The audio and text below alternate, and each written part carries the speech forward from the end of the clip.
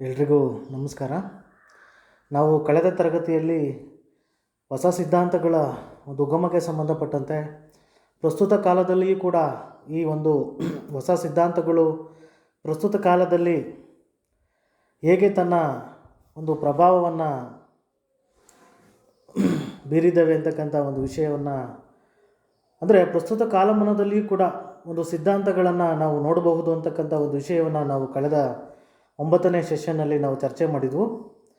ಮುಂದಿನ ಸೆಷನ್ ನಾವು ನೋಡೋದಾದರೆ program BA, subject political science, semester 3rd semester, university of Mysuru, session 10, new ideology,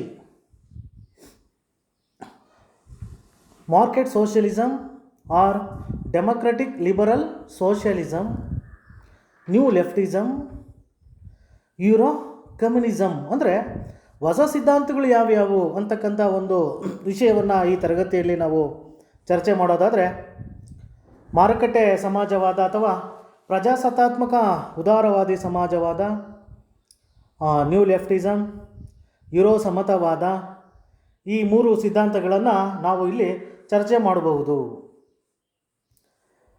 session outcomes: ideologies remain until the end of human beings lives on the earth. Learning objectives of the chapter or concept: students understand the ideology is not ended and it come back with new dimensions. Okay. Also, in the 1970, some neo-liberals criticized the growth of the state, limiting the rights and freedoms of the individual and the development of the individual, and demanded that the individual fulfill all interests and needs based on his rights, freedoms and capabilities. It also argued on behalf of a moderate state and rejected the idea of a welfare state. For all these response, proponents of modern theories to assert new ideology by changing the nature of the theory. Okay, ಈಗ ಮೊದಲನೆಯದಾಗಿ ನಾವು ಈ ಒಂದು ಹೊಸ ಸಿದ್ಧಾಂತಗಳನ್ನು ನಾವು ನೋಡೋದಾದರೆ, ಪ್ರಸ್ತುತ ಒಂದು ಕಾಲಘಟ್ಟದಲ್ಲಿ ಅಥವಾ ಕಾಲಮಾನದಲ್ಲಿ ಅಥವಾ ಪ್ರಸ್ತುತ ಯುಗದಲ್ಲಿ ನಾವು ನೋಡೋದಾದರೆ, ಮೊದಲನೆಯದಾಗಿ market socialism or democratic liberal socialism, ಅಂದರೆ ಮಾರುಕಟ್ಟೆ ಸಮಾಜವಾದ ಅಥವಾ ಪ್ರಜಾಸತ್ತಾತ್ಮಕ ಉದಾರವಾದಿ ಸಮಾಜವಾದ. The contemporary political thinkers to recognise market socialism or democratic liberal socialism as our ideology had done. ಅಂದರೆ ಸಮಕಾಲೀನ ರಾಜಕೀಯ ಚಿಂತಕರುಗಳು ಈ ಒಂದು ಹೊಸ ಸಿದ್ಧಾಂತವನ್ನಾಗಿ ಈ ಮಾರುಕಟ್ಟೆ ಸಮಾಜವಾದ ಅಥವಾ ಒಂದು ಪ್ರಜಾಸತ್ತಾತ್ಮಕ ಸಮಾಜವಾದಿ ಸಿದ್ಧಾಂತವನ್ನು ಗುರುತಿಸುವ ಒಂದು ಪ್ರಯತ್ನವನ್ನು ಮಾಡಿದ್ದಾರೆ ಅಂತಕ್ಕಂಥ ಒಂದು ಅಂಶವನ್ನು ನಾವಿಲ್ಲಿ ಸ್ಪಷ್ಟಪಡಿಸ್ಬೋದು. The proponents of this theory are those who believe in the rights and duties of the individual. ಅಂದರೆ ಈ ಸಿದ್ಧಾಂತದ ಒಂದು ಪ್ರತಿಪಾದಕರುಗಳು ಏನೇನಿದ್ದಾರೆ, ಈ ವ್ಯಕ್ತಿಯ ಹಕ್ಕು ಮತ್ತು ಕರ್ತವ್ಯಗಳಲ್ಲಿ ನಂಬಿಕೆಯನ್ನು ಹೊಂದಿದವರಾಗಿದ್ದಾರೆ ಅಂತಕ್ಕಂಥ ಒಂದು ಅಂಶವನ್ನು ನಾವಿಲ್ಲಿ ಸ್ಪಷ್ಟಪಡಿಸ್ಬೋದು. ಅಂದರೆ ಈ ಸಿದ್ಧಾಂತದ ಪ್ರತಿಪಾದಕರು ವ್ಯಕ್ತಿಯ ಹಕ್ಕು ಮತ್ತು ಕರ್ತವ್ಯಗಳಲ್ಲಿ ತುಂಬ ಬಲವಾದಂತಹ ನಂಬಿಕೆಯನ್ನು ಹೊಂದಿರೋದನ್ನು ಈ ಮಾರುಕಟ್ಟೆ ಸಮಾಜವಾದ ಅಥವಾ ಪ್ರಜಾಸತ್ತಾತ್ಮಕ ಉದಾರವಾದಿ ಸಮಾಜವಾದದಲ್ಲಿ ನಾವು ಗುರುತಿಸಬಹುದು.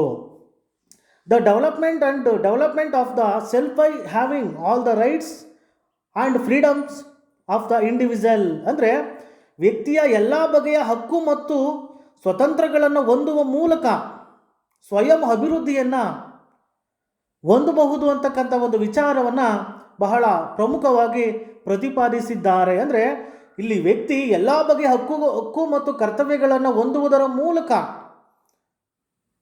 ಅಭಿವೃದ್ಧಿಯನ್ನು ಸಾಧಿಸಬಹುದು ಅಂತಕ್ಕಂಥ ವಿಚಾರವನ್ನು ಈ ಸಿದ್ಧಾಂತದಲ್ಲಿ ನಾವು ನೋಡಬಹುದು. ಅಂದರೆ ಈ ಸಿದ್ಧಾಂತದ ಪ್ರತಿಪಾದಕರು ಏನಾಗಿದ್ದಾರೆ, ವ್ಯಕ್ತಿಯ ಸ್ವಾತಂತ್ರ್ಯ, ಅವನ ಹಕ್ಕುಗಳು, ಅವನ ಕರ್ತವ್ಯಗಳಿಗೆ ನಾವು ಮಾನ್ಯತೆಯನ್ನು ಕೊಟ್ಟಾಗ ಆತ ಅಭಿವೃದ್ಧಿಯನ್ನು ಹೊಂದ್ಕೊತಾನೆ, ತನ್ನ ಅಭಿವೃದ್ಧಿಯನ್ನು ತಾನೇ ಸಾಧಿಸ್ಕೊಳ್ತಾನೆ ಅಂತಕ್ಕಂಥ ಒಂದು ವಿಚಾರವನ್ನು ಈ ಸಿದ್ಧಾಂತದಲ್ಲಿ ವ್ಯಕ್ತಪಡಿಸಿದ್ದಾರೆ. This theory when reviewed on these principles makes it clear that traditional capitalism and free capitalism. Okay, next, changing and justifying economic policy and politics, realizing the weakness of the previous doctrine and proponents. ಅಂದರೆ ಈ ವ್ಯಕ್ತಿಯ ಖಾಸಗಿ ಆಸ್ತಿ ಮತ್ತು ಬಂಡವಾಳಶಾಹಿಯ ಮೇಲೆ ರಾಜ್ಯದ ನಿಯಂತ್ರಣದ ಅಗತ್ಯತೆಯನ್ನು ಪ್ರತಿಪಾದಿಸುವ ಮೂಲಕ ಅವರು ಆರ್ಥಿಕ ಅಸಮಾನತೆಯನ್ನು ಮತ್ತು ಆರ್ಥಿಕ ಏಕಸ್ವಾಮ್ಯವನ್ನು ತಡೆಗಟ್ಟಲು ರಾಜ್ಯದ ಒಂದು ಪಾತ್ರ ಇದೆ ಅಂತಕ್ಕಂಥ ಒಂದು ಅಂಶವನ್ನು ಇಲ್ಲಿ ಅವರು ಉಲ್ಲೇಖವನ್ನು ಮಾಡ್ತಾ ಹೋಗ್ತಾರೆ. Only respond to certain changes and reform in the theory and process to play some role of the state in public activity. ಅಂದರೆ ರಾಜ್ಯದ ಪಾತ್ರ ಬಹಳ ಮುಖ್ಯ ಅಂತಕ್ಕಂಥ ಒಂದು ವಿಚಾರವನ್ನು ಕೂಡ ಇಲ್ಲಿ ಅವರು ಉಲ್ಲೇಖವನ್ನು ಮಾಡ್ತಾ ಹೋಗ್ತಾರೆ. Also arguing about the rule of the state in preventing economic inequality and economic ಮೊನೋಪೊಲಿ, asserting the need for state control over individual private property and capitalism. These were originally liberalist ಅಂತ ಹೇಳಿ ನಾವು ಈ ಒಂದು ಅಂಶವನ್ನು ನಾವಿಲ್ಲಿ ಸ್ಪಷ್ಟಪಡಿಸ್ಬೋದು. ಅಂದರೆ ಇಲ್ಲಿ ಬಹಳ ಮುಖ್ಯವಾದಂತಹ ಒಂದು ವಿಚಾರ ಏನು ಅಂದರೆ, ವ್ಯಕ್ತಿಯ ಖಾಸಗಿ ಆಸ್ತಿ ಮತ್ತು ಬಂಡವಾಳಶಾಹಿಯ ಮೇಲೆ ರಾಜ್ಯದ ನಿಯಂತ್ರಣದ ಅಗತ್ಯತೆಯನ್ನು ಪ್ರತಿಪಾದಿಸುವ ಮೂಲಕ ಒಂದು ಆರ್ಥಿಕ ಅಸಮಾನತೆಯನ್ನು ಮತ್ತು ಆರ್ಥಿಕ ಏಕಸ್ವಾಮ್ಯವನ್ನು ತಡೆಗಟ್ಟೋದಕ್ಕೆ ರಾಜ್ಯ ಒಂದು ಪ್ರಮುಖವಾದಂಥ ಒಂದು ಪಾತ್ರವನ್ನು ವಹಿಸಬೇಕು ಅಂತಕ್ಕಂಥ ಒಂದು ವಿಚಾರವನ್ನು ಉಲ್ಲೇಖವನ್ನು ಮಾಡ್ತಾ ಹೋಗ್ತಾರೆ. Friedrich Hayek, Robert Nozick, Milton Friedman, John Rawls, Dworkin, Hackman and others. ಅಂದರೆ ಈ ಸಿದ್ಧಾಂತವನ್ನು ಬಹಳ ಪ್ರಮುಖವಾಗಿ ಯಾರು ಪ್ರತಿಪಾದನೆಯನ್ನು ಮಾಡಿದ್ದಾರೆ ಅಂತ ನಾವು ನೋಡೋದಾದರೆ, Friedrich Hayek, Robert Nozick, Milton Friedman, John Rawls, Dworkin, Hackman ಇತರೆಯವರು ಈ ಒಂದು ಮಾರುಕಟ್ಟೆ ಸಮಾಜವಾದ ಅಥವಾ ಪ್ರಜಾಸತ್ತಾತ್ಮಕ ಉದಾರವಾದಿ ಸಮಾಜವನ್ನು ಬಹಳ ಮುಖ್ಯವಾಗಿ ಪ್ರತಿಪಾದನೆಯನ್ನು ಮಾಡ್ತಾರೆ.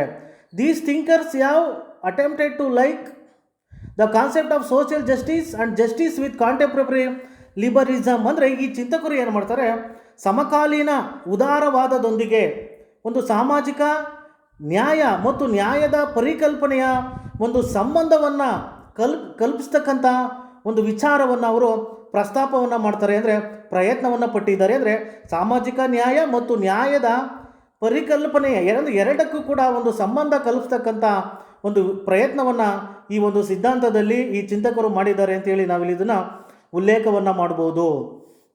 Right wing political leaders and thinkers such as Margaret Thatcher, Ronald Reagan, economic independence and self independence. ಅಂದರೆ ಬಲಪಂಥೀಯ ರಾಜಕೀಯ ನಾಯಕರುಗಳು ಯಾರ್ಯಾರು ಅಂದರೆ ಮಾರ್ಗರೆಟ್ ಥ್ಯಾಚರ್, ರೊನಾಲ್ಡ್ ರೇಗನ್. ಇವರನ್ನು ನಾವು ಬಲಪಂಥೀಯ ರಾಜಕೀಯ ಚಿಂತಕರುಗಳು ಅಂದರೆ ಮಾರ್ಗರೆಟ್ ಥ್ಯಾಚರ್ ಬ್ರಿಟನ್ ಅವರು ಅಂತ ಹೇಳಿ ನಾವು ಉಲ್ಲೇಖವನ್ನು ಮಾಡ್ತಾ ಹೋಗ್ತೀವಿ. ರೊನಾಲ್ಡ್ ರೇಗನ್ ಅಮೇರಿಕದವರು. ಇವರು ಈ ಒಂದು ಹೊಸ ಸಿದ್ಧಾಂತಗಳನ್ನು ಗುರುಸ್ತಕ್ಕಂಥ ಒಂದು ವಿಚಾರಗಳನ್ನು ಅವರು ಮಾಡ್ತಾ ಹೋಗ್ತಾರೆ. ಅಂದರೆ ಅವ್ರು ಹೇಳ್ತಾರೆ,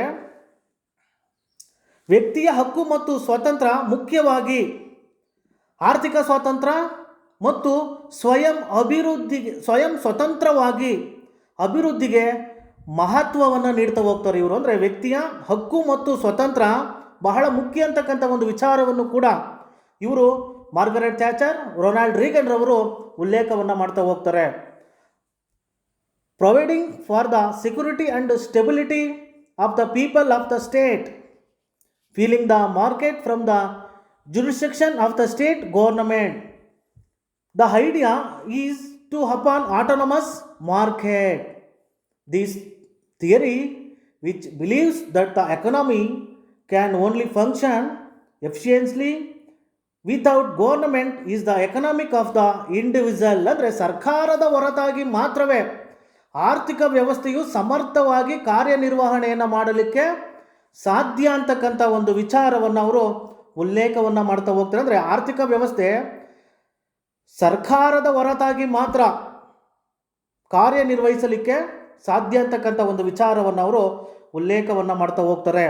indicating opposition to state intervention. Market socialism is that a person must action his own strength and that are the state do not depend. Market socialism or liberal socialism is the welfare state, liberals or individual, creating imbalance between the state. Middle of the state means to interfere with government and administration, to honor the individual in the name of welfare, to respect the self.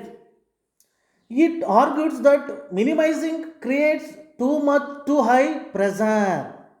So the theory is the state a person of freedom, self-esteem, love of work and respect. The principles of individual autonomy and the free market. Milton Friedman, Friedrich Hayek concerned with the principles of free policy freedom of the individual freedom in economic, social and political life. ಅಂದರೆ ನವ್ಯ ಉದಾರವಾದಿಗಳಂತೆಯೇ ಈ ಒಂದು ರಾಜಕೀಯ, ಆರ್ಥಿಕ, ಸಾಮಾಜಿಕ ಜೀವನ ಕ್ಷೇತ್ರದಲ್ಲಿ ರಾಜ್ಯದ ಅಧಿಕಾರ ಮಿತವಾಗಿರಬೇಕು ಎಂದು ವಾದಿಸುವ ಮೂಲಕ ವ್ಯಕ್ತಿಗೆ ಮಾರುಕಟ್ಟೆ ಸ್ವಾತಂತ್ರ್ಯ ಇರಬೇಕು ಹಾಗೂ ವಿಸ್ತಾರ ಮಾಡ್ಕೊಳ್ಳೋದಕ್ಕೆ ಅವಕಾಶ ಇರಬೇಕು ಅಂತ ಹೇಳಿ ವಾದ ಮಾಡ್ತಾ ಹೋಗ್ತಾರೆ. ಅದೇ ವಿಷಯಕ್ಕೆ ಸಂಬಂಧಪಟ್ಟಂತೆ ನಾವು ನೋಡೋದಾದರೆ ಮಿಲ್ಟನ್ ಫ್ರೈಡ್ಮ್ಯಾನ್, ಅದರ ಜೊತೆಗೆ ಫ್ರೆಡ್ರಿಕ್ ಹೈಕ್ ಇವರು ಕೂಡ ಮುಕ್ತ ನೀತಿ, ಮಿತ ರಾಜ್ಯ, ಸಂಪೂರ್ಣ ಒಂದು ವ್ಯಕ್ತಿ ಸ್ವಾತಂತ್ರ್ಯ, ಆರ್ಥಿಕ, ಸಾಮಾಜಿಕ ಮತ್ತು ರಾಜಕೀಯ ಜೀವನದಲ್ಲಿ ಸ್ವಾತಂತ್ರ್ಯ ಅನ್ನೋದು ಬಹಳ ಮುಖ್ಯ ಅಂತಕ್ಕಂಥ ಒಂದು ವಿಚಾರಗಳನ್ನು ಈ ಫ್ರೆಡ್ರಿಕ್ ಹೈಕ್ ಜೊತೆಗೆ ಮಿಲ್ಟನ್ ಫ್ರೈಡ್ಮ್ಯಾನ್ ರವರು ಕೂಡ ಬಹಳ ಮಹತ್ವವಾದಂಥ ವಿಚಾರಗಳನ್ನು ಈ ಒಂದು ಸಿದ್ಧಾಂತದ ಬಗ್ಗೆ ತಮ್ಮ ಅನಿಸಿಕೆಗಳನ್ನು ಅವರು ವ್ಯಕ್ತಪಡಿಸ್ತಾರೆ. ಅಂದರೆ ಮಾರುಕಟ್ಟೆ ಸಮಾಜವಾದ ಅಥವಾ ಪ್ರಜಾಸತ್ತಾತ್ಮಕ ಉದಾರವಾದಿ ಸಮಾಜವಾದದ ವಿಚಾರಗಳನ್ನು ನಾವು ಭಾಳ ಸ್ಪಷ್ಟವಾಗಿ ನಾವು ತಿಳ್ಕೊಳ್ಬಹುದು. ಮುಂದಿನದಾಗಿ ನಾವು ಈ ಒಂದು ಹೊಸ ಸಿದ್ಧಾಂತಗಳನ್ನು ನಾವು ಗಮನಿಸೋದಾದರೆ ನ್ಯೂ ಲೆಫ್ಟಿಸಮ್ ಅಂದರೆ ಹೊಸ ವಾಮಪಂಥವಾದ ಅಂತ ಹೇಳಿ ನಾವು ಅದನ್ನು ಉಲ್ಲೇಖವನ್ನು ಮಾಡ್ತಾ ಹೋಗ್ತೀವಿ. ಓಕೆ, ಈ ಒಂದು ನ್ಯೂ ಲೆಫ್ಟಿಸಮ್ ಸಿದ್ಧಾಂತವನ್ನು ನಾವು ಹೊಸ ರಾಜಕೀಯ ಸಿದ್ಧಾಂತವನ್ನು ನಾವು ವಿಶ್ಲೇಷಣೆಯನ್ನು ಮಾಡೋದಾದರೆ, ಚರ್ಚೆಯನ್ನು ಮಾಡೋದಾದರೆ, even the have allowed serious debate by opposing conservative Marxism and attempting to property the new argument as oppose to Marxism. ಅಂದರೆ ಇವರು ಸಂಪ್ರದಾಯವಾದಿ ಮಾರ್ಕ್ಸ್ ಸಿದ್ಧಾಂತಕ್ಕೆ ವಿರೋಧವನ್ನು ವ್ಯಕ್ತಪಡಿಸ್ತಕ್ಕಂಥ ಒಂದು ಅಂಶವನ್ನು ಇಲ್ಲಿ ಅವರು ನಮ್ಮ ಮುಂದೆ ಇಡ್ತಾ ಹೋಗ್ತಾರೆ. ಅಂದರೆ ಈ ಹೊಸ ವಾಮಪಂಥವಾದ ಮಾರ್ಕ್ಸ್ ಸಿದ್ಧಾಂತಕ್ಕೆ ಒಂದು ವಿರೋಧ ವ್ಯಕ್ತಪಡಿಸುವ ಮೂಲಕ ಒಂದು ಗಂಭೀರವಾದಂತಹ ಒಂದು ಚರ್ಚೆಗೆ ಅವಕಾಶವನ್ನು ಕಲ್ಪಿಸಿಕೊಡ್ತಾರೆ. ಜೊತೆಗೆ ಒಂದು ಹೊಸ ವಾಮಪಂಥೀಯ ವಾದವನ್ನು ಮಾರ್ಕ್ಸ್ ವಾದಕ್ಕೆ ವಿರೋಧವಾಗಿ ಪ್ರತಿಪಾದನೆಯನ್ನು ಮಾಡೋದಕ್ಕೆ ಅಥವಾ ಬಿಂಬಿಸೋದಕ್ಕೆ ಪ್ರಯತ್ನವನ್ನು ಮಾಡಿದ್ದಾರೆ ಈ ಸಿದ್ಧಾಂತದಲ್ಲಿ ಅಂತೇಳಿ ನಾವಿಲ್ಲಿ ಉಲ್ಲೇಖವನ್ನು ಮಾಡ್ಬೋದು. ಅಂದರೆ ಮಾರ್ಕ್ಸ್ ಸಿದ್ಧಾಂತಕ್ಕೆ ವಿರುದ್ಧವಾಗಿ, ಜೊತೆಗೆ ಮಾರ್ಕ್ಸ್ ಸಿದ್ಧಾಂತಕ್ಕೆ ಸಂಪೂರ್ಣವಾಗಿ ವಿರೋಧವನ್ನು ವ್ಯಕ್ತಪಡಿಸೋದನ್ನು ನಾವಿಲ್ಲಿ ಉಲ್ಲೇಖವನ್ನು ಮಾಡಬಹುದು. ಜೊತೆಗೆ ಇದು ಎಡಪಂಥೀಯ ಮತ್ತು ಬಲಪಂಥೀಯ ಚಳುವಳಿಯನ್ನು ಹುಟ್ಟು ಹಾಕುವುದಕ್ಕೂ ಕೂಡ ಕಾರಣ ಆಗಿದೆ ಅಂತಕ್ಕಂಥ ಒಂದು ಅಂಶವನ್ನು ನಾವಿಲ್ಲಿ ಉಲ್ಲೇಖವನ್ನು ಮಾಡ್ಬೋದು. ಅದನ್ನೇ ನಾವು ಹೇಗೆ ಹೇಳ್ಬೋದು ಅಂದರೆ which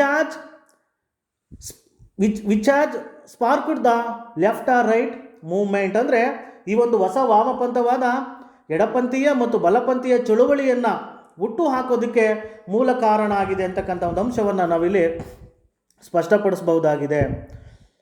within the system of the left is to deny and accept the beliefs that are commonly accepted by protesting, denouncing and every movement. ಅಂದರೆ ಹೊಸ ವಾಮಪಂಥೀಯವಾದವು ಸಾಮಾನ್ಯವಾಗಿ ಎಡಪಂಥೀಯ ಒಂದು ಪರಿಗಣಿಸಲ್ಪಡುವ ಪಕ್ಷಗಳು ಹಾಗೂ ಚಳುವಳಿಗಳು ಸರ್ಕಾರದಲ್ಲಿ ಬದಲಾವಣೆಯನ್ನು ತರುವಂತೆ ಒತ್ತಾಯಿಸುವಂಥವುಗಳಾಗಿವೆ ಅಂತಕ್ಕಂಥ ಒಂದು ಅಂಶವನ್ನು ನಾವಿಲ್ಲಿ ಸ್ಪಷ್ಟಪಡಿಸ್ಬೋದು. ನೆಕ್ಸ್ಟ್ ಮುಂದೆ ನಾವು ನೋಡೋದಾದರೆ that is the left has a tendency to oppose what they believe to be right and want to change it. ಅಂದರೆ ಈ ಒಂದು ದೃಷ್ಟಿಯಿಂದ ನಾವು ನೋಡಿದ್ರೆ ಹೊಸ ವಾಮಪಂಥೀಯವಾದವು ಪ್ರಗತಿಗಾಮಿಯಾಗಿ ಚಲನಾತ್ಮಕವಾದಂತಹ ಒಂದು ಗುಣವುಳ್ಳದ್ದಾಗಿ ವಿಚಾರಾತ್ಮಕವಾಗಿ ಕ್ರಾಂತಿಕಾರಿಯಾಗಿ ನಮಗೆ ಕಂಡುಬರುತ್ತೆ ಅಂತಕ್ಕಂಥ ಒಂದು ಅಂಶವನ್ನು ನಾವಿಲ್ಲಿ ಉಲ್ಲೇಖವನ್ನು ಮಾಡ್ಬೋದು. That is the left has a tendency to oppose what they believe to be right and want to change it. New left parties and movements that are generally regarded as leftist and demanding changes in government. ಬಹಳ ಮುಖ್ಯವಾದಂತಹ ಒಂದು ಅಂಶವನ್ನು ನಾವಿಲ್ಲಿ ಸ್ಪಷ್ಟಪಡಿಸಬಹುದಾಗಿದೆ. The new leftist argument is seen as reactionary, dynamic and revolutionary. ಅಂದರೆ ಹೊಸ ವಾಮಪಂಥವಾದವು ಯುವ ಮಾರ್ಕ್ಸ್ವಾದದಿಂದ ಪ್ರಭಾವಿತವಾಗಿದ್ದರೂ ಕೂಡ ಭಾಳ ಮುಖ್ಯವಾಗಿ ವಯೋವೃದ್ಧ ಮಾರ್ಕ್ಸ್ವಾದದಿಂದಲ್ಲ ಅಂತಕ್ಕಂಥ ಒಂದು ವಿಚಾರವನ್ನು ಅದು ಸ್ಪಷ್ಟಪಡಿಸ್ತಾ ಹೋಗುತ್ತೆ. The new leftism is influenced by hang Marxism. ಅಂದರೆ ಈ ಹೊಸ ವಾಮಪಂಥವಾದ ಯಾವುದರಿಂದ ಆಧಾರಿತವಾಗಿದೆ, ಯಾವುದರಿಂದ ಪ್ರಭಾವಿತವಾಗಿದೆ, ಇನ್ಫ್ಲೂಯೆನ್ಸ್ಡ್ ಯಾವುದರಿಂದ ಪ್ರಭಾವಿತವಾಗಿದೆ ಅಂದರೆ ನವ್ಯ ಮಾರ್ಕ್ಸ್ವಾದ, ಅಂದರೆ ನವ ಮಾರ್ಕ್ಸ್ವಾದದಿಂದ ಈ ಹೊಸ ವಾಮಪಂಥವಾದ ಪ್ರಭಾವಿತವಾಗಿದೆ ಅಂತಕ್ಕಂಥ ಒಂದು ಅಂಶವನ್ನು ನಾವಿಲ್ಲಿ ಈ ಸಿದ್ಧಾಂತದಲ್ಲಿ ನಾವು ಉಲ್ಲೇಖವನ್ನು ಮಾಡಬಹುದು. But not from old age Marxism. ಅಂದರೆ ಇದು ಹಳೆಯ ಒಂದು ಮಾರ್ಕ್ಸಿಸಮ್ ತತ್ವದಲ್ಲಿ ನಂಬಿಕೆಯನ್ನು ಇಟ್ಟಿಲ್ಲ ಅಂತಕ್ಕಂಥ ಒಂದು ವಿಚಾರವನ್ನು ಭಾಳ ನೇರವಾಗಿ ಸಿದ್ಧಾಂತ ನಮ್ಮ ಮುಂದೆ ಇಡುತ್ತೆ. But not from old age Marxism ಅಂತಕ್ಕಂಥ ಒಂದು ವಿಚಾರವನ್ನು ಹೇಳ್ತಾ ಹೋಗುತ್ತೆ. Call themself self supporting real Marxism and the criticism of Soviet socialism. ಅಂದರೆ ಈ ಹೊಸ ವಾಮಪಂಥೀಯವಾದಿಗಳು ತಮ್ಮನ್ನು ತಾವೇ ಸ್ವಯಂ ಘೋಷಿತವಾಗಿ ನೈಜ ಮಾರ್ಕ್ಸ್ವಾದಿಗಳು ಅಂತೇಳಿ ಕರ್ಕೊಳ್ತಾ ಹೋಗ್ತಾರೆ. ಬಹಳ ಮುಖ್ಯವಾದಂತಹ ಒಂದು ಅಂಶವನ್ನು ನಾವಿಲ್ಲಿ ಸ್ಪಷ್ಟಪಡಿಸ್ಬೋದು. ಅಂದರೆ ಈ ಸಿದ್ಧಾಂತವಾದಿಗಳು ತಮ್ಮನ್ನು ತಾವೇ ಸ್ವಯಂ ಘೋಷಿತವಾಗಿ ನಾವೇ ರಿಯಲ್ ಮಾರ್ಕ್ಸಿಸ್ಟ್, ನಾವೇ ನವ ನೈಜವಾದಿಗಳು, ಅಂದರೆ ನಾವೇ ನೈಜ ಮಾರ್ಕ್ಸ್ವಾದಿಗಳು ಅಂತೇಳಿ ಇವರು ಬಿಂಬಿಸ್ತಾ ಹೋಗ್ತಾರೆ. New leftist a new theory of labour by the shortcoming to the bourgeois and socialist tendency. ಅಂದರೆ ಈ ಹೊಸ ವಾಮಪಂಥವಾದವು ಬೂರ್ಜ್ವ ವರ್ಗ ಮತ್ತು ಸಮಾಜವಾದಿ ವೃತ್ತಿಯಲ್ಲಿನ ಒಂದು ನ್ಯೂನತೆಗಳನ್ನು ಎತ್ತಿ ಹಿಡಿಯುವ ಮೂಲಕ ಒಂದು ಹೊಸ ಕಾರ್ಮಿಕ ಸಿದ್ಧಾಂತವನ್ನು ಇವರು ಪ್ರತಿಪಾದನೆಯನ್ನು ಮಾಡ್ತಾರೆ ಅಂತಕ್ಕಂಥ ಒಂದು ವಿಚಾರವನ್ನು ನಾವಿಲ್ಲಿ ಉಲ್ಲೇಖವನ್ನು ಮಾಡ್ಬೋದು. New leftist a new theory of labour by the shortcoming of the bourgeois and socialist tendency. Okay, next ಮುಂದೆ ನಾವು ನೋಡೋದಾದರೆ upholds the new leftist humanism. ಅಂದರೆ ಈ ಹೊಸ ವಾಮಪಂಥವಾದವು ಮಾನವತಾವಾದವನ್ನು, ಒಂದು ಮಾನವೀಯತೆಯನ್ನು ಎತ್ತಿ ಹಿಡಿಯುತ್ತೆ ಅಂತಕ್ಕಂಥ ಒಂದು ವಿಚಾರವನ್ನು ಅವರು ವ್ಯಕ್ತಪಡಿಸ್ತಾ ಹೋಗ್ತಾರೆ. ಅಪೋಲ್ಸ್ ದ ನ್ಯೂ ಲೆಫ್ಟಿಸ್ಟ್ ಹ್ಯೂಮನಿಸಮ್. ಅಂದರೆ ಹೊಸ ವಾಮಪಂಥವಾದವು ಮಾನವೀಯತೆಯನ್ನು, ಮಾನವತಾವಾದವನ್ನು ಎತ್ತಿ ಹಿಡಿತಕ್ಕಂಥ ಕೆಲಸವನ್ನು ಮಾಡುತ್ತೆ ಅಂತಕ್ಕಂಥ ಒಂದು ವಿಚಾರವನ್ನು ಅವರು ಸ್ಪಷ್ಟಪಡಿಸ್ತಾ ಹೋಗ್ತಾರೆ. New leftism requires the establishment of an independent and cooperative commonwealth. ಅಂದರೆ ಈ ಹೊಸ ವಾಮಪಂಥವಾದ ಸಿದ್ಧಾಂತ ಏನಿದೆಯಲ್ಲ, ಇದು ಸ್ವತಂತ್ರ ಮತ್ತು ಸಹಕಾರಯುತವಾದಂತಹ ಒಂದು ಕಾಮನ್ವೆಲ್ತನ್ನು ಸ್ಥಾಪನೆ ಮಾಡಬೇಕು ಅಂತಕ್ಕಂಥ ಒಂದು ಹೆಬ್ಬಯಕೆಯನ್ನು, ಒಂದು ಆಸೆಯನ್ನು, ಆಕಾಂಕ್ಷೆಯನ್ನು, ಒಂದು ಬಯಕೆಯನ್ನು ಇದು ಹೊಂದಿದೆ. ಅಂದರೆ ಬಯಕೆಯನ್ನು ಬಯಸುತ್ತೆ ಅಂತಕ್ಕಂಥ ವಿಚಾರವನ್ನು ನಾವು ಉಲ್ಲೇಖವನ್ನು ಮಾಡ್ಬೋದು. New leftism requires the establishment of an independent and cooperative commonwealth. Okay, next ನಾವು ನೋಡೋದಾದರೆ the new leftism glorifies violence. ಅಂದರೆ ಹೊಸ ವಾಮಪಂಥವಾದವು ಹಿಂಸೆಯನ್ನು ವೈಭವೀಕರಿಸುತ್ತದೆ.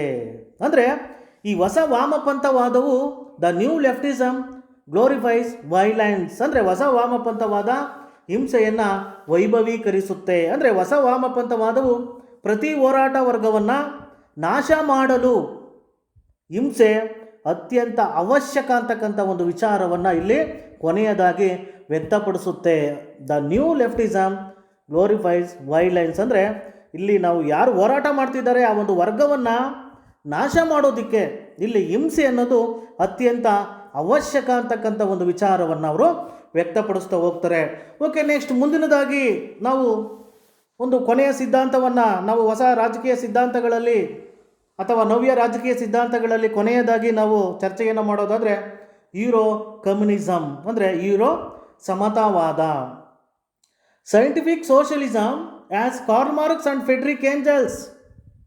ಗಮನಿಸಿ, ಇಲ್ಲಿ ಯೂರೋ ಕಮ್ಯುನಿಸಮಲ್ಲಿ scientific socialism as Karl Marx and Friedrich Engels asserted as undergone a scientific change resulting in a confusing and a view of contemporary Marxism. ಅಂದರೆ ಕಾರ್ಲ್ ಮಾರ್ಕ್ಸ್ ಮತ್ತು Friedrich angels ಪ್ರತಿಪಾದಿಸಿದಂತಹ ಒಂದು ಸೈಂಟಿಫಿಕ್ ಕಮ್ಯುನಿಸಮ್ ಅಂದರೆ ವೈಜ್ಞಾನಿಕ ಸಮಾಜವಾದ ಸಾಕಷ್ಟು ಬದಲಾವಣೆಗಳಿಗೆ ಒಳಪಟ್ಟಿದೆ.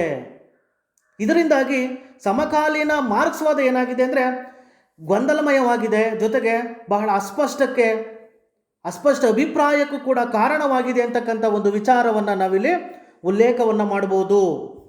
Many authors and thinkers of Marx political theory have seen change, reform and ratification of which ego is our ideology. ಅಂದರೆ ಈ ಮಾರ್ಕ್ಸ್ ರಾಜಕೀಯ ಸಿದ್ಧಾಂತಕ್ಕೆ ಸಂಬಂಧಪಟ್ಟಂಥ ಅನೇಕ ಲೇಖಕರುಗಳು ಅಥವಾ ಚಿಂತಕರುಗಳು ಏನು ಮಾಡ್ತಾರೆ, ಅನೇಕ ಚಿಂತಕರುಗಳಿಂದ ಬದಲಾವಣೆ, ಮಾರ್ಪಾಡು, ಸುಧಾರಣೆ, ಪುನರ್ವ್ಯಾಖ್ಯಾನವನ್ನು ಕಾಣ್ತಾ ಹೋಗುತ್ತೆ. ಅಂದರೆ ಯಾವಾಗ ಇದು ಗೊಂದಲಮಯವಾಗುತ್ತೋ ಈ ವೈಜ್ಞಾನಿಕ ಸಮಾಜವಾದ, ಆ ಸಂದರ್ಭದಲ್ಲಿ ಅನೇಕ ಚಿಂತಕರುಗಳಿಂದ, ಅನೇಕ ಲೇಖಕರುಗಳಿಂದ, ಅನೇಕ ವಿಚಾರವಂತರಿಂದ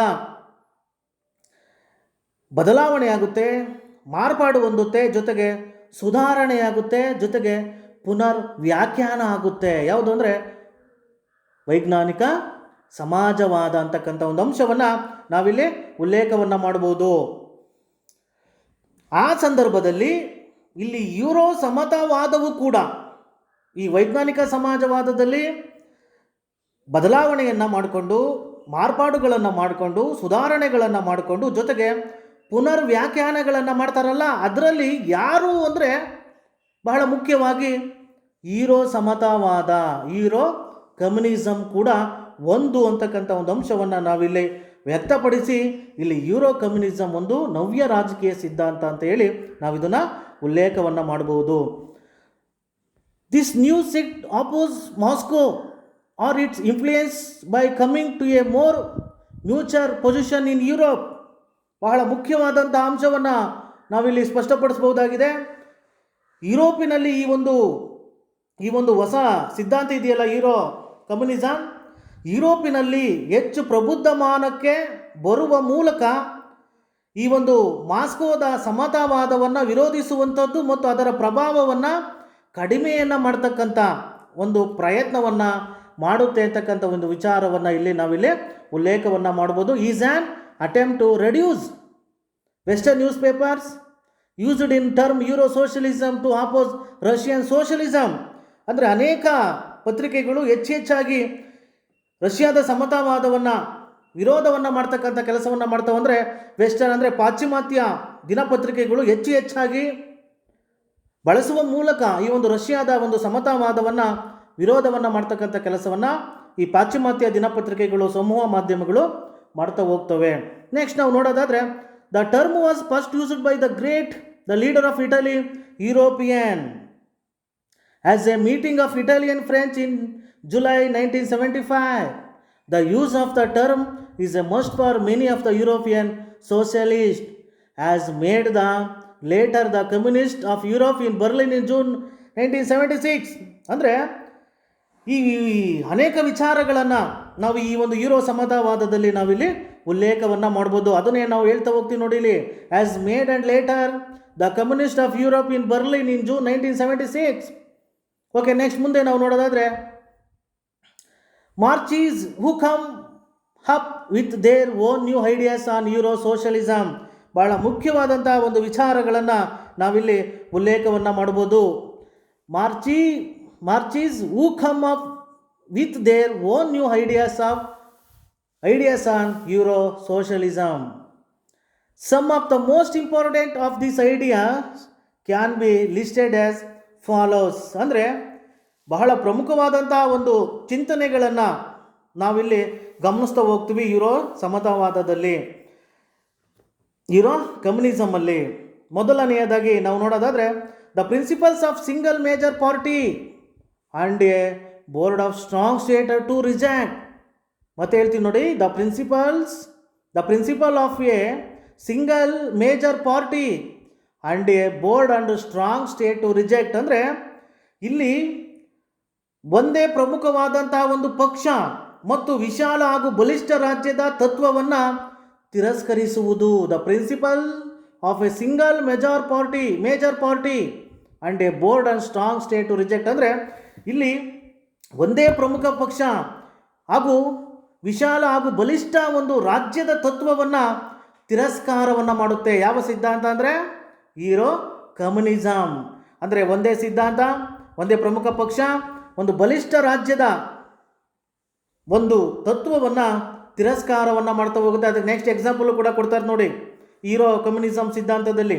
example, rejecting A model state system like the Soviet Russian state. ಅಂದರೆ ಅದಕ್ಕೆ ಉದಾಹರಣೆ ಏನಂದರೆ ಸೋವಿಯತ್ ರಷ್ಯಾದಂಥ ಅನೇಕ ಮಾದರಿ ರಾಜ್ಯಗಳನ್ನು ಈ ಯೂರೋ ಸಮತಾವಾದ ತಿರಸ್ಕಾರವನ್ನು ಮಾಡ್ತಾ ಹೋಗುತ್ತೆ.